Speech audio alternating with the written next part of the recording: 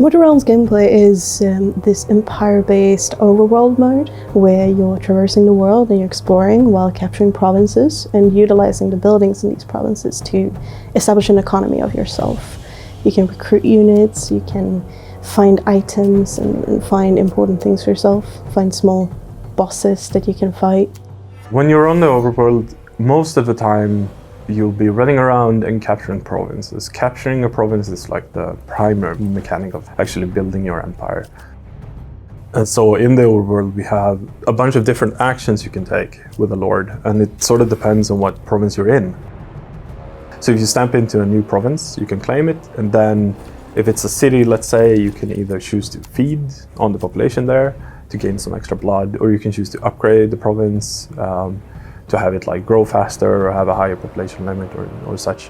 Or if you find a unit recruitment building, you can recruit new units to your armies. And it sort of depends on what building you find. We have a lot of different buildings in the game that just lets you, well, do different things, I guess. You can get new cards, you can get items for your lords, you can equip them with to make them stronger, you can recruit new units, get more blood income, get an overview of like what's going on in the game. So you'll be running around a lot, claiming provinces, then recruiting new lords, getting new armies, and just like expanding. There are certain provinces that have new upgrades. These upgrades will have a special effect on your army once this army interacts with the province. An example would be that the army, upon ending the turn in that province, would gain an extra action point. Another effect would be that units recruited in that province would get more experience upon recruitment.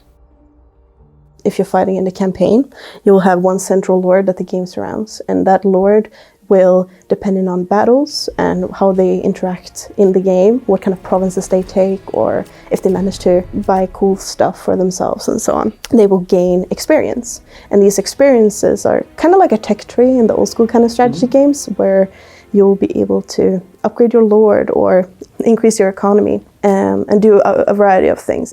Each lord track their own level, so they start at level 1 and end at level 10. And as you level them up, they unlock new traits, so they get stronger in different ways. And as you level a lord up, you can also choose to unlock new spell cards, and you can upgrade some spell cards and do that sort of stuff, so they actually become stronger in combat that way as well.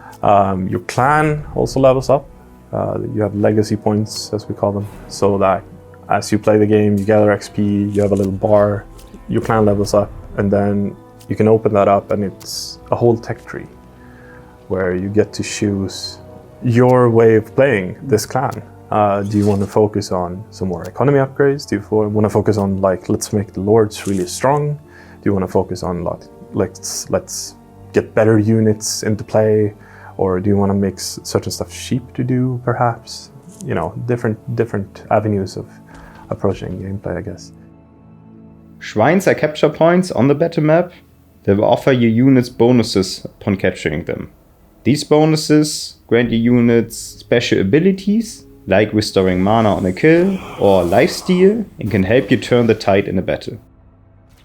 Right, so there is definitely a certain amount of depth in the combat where the player will most of the time have a lord. You could fight with separate units as well, but most of the time you will carry a lord with you into the combat. And each fight there will be a certain passive effect that kind of drives your lord, and if you follow that effect's kind of goal, you'll be able to achieve bonuses or buffs throughout the battle, which is a quite interesting addition for me, because it kind of guides you in a way that this could be a potential way of playing if you wanted these buffs, and if not, you don't have to. We're always looking for the feedback from our players, and based on that, we can improve the game. I think that it's very valuable to work together with them, and we want to continue doing that even after the release of the game.